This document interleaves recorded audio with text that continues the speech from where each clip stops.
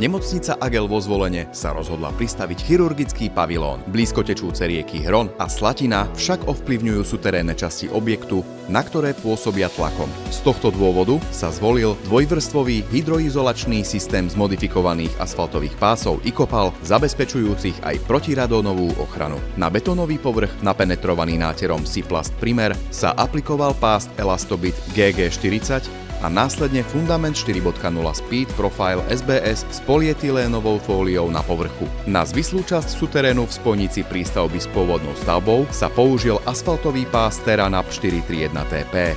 Voľne sa spustil zo zvislej časti, v spojoch natavil a v mieste prechodu na vodorovnú hydroizoláciu sa napojil cez systémovú dilatáciu Joint Neodil. Ako dodávateľ sme takto zabezpečili kompletnú ochranu spodnej stavby na mieru šitú daným hydrogeologickým podmienkam, a to od projekčnej časti až po samotné dokončenie realizácie.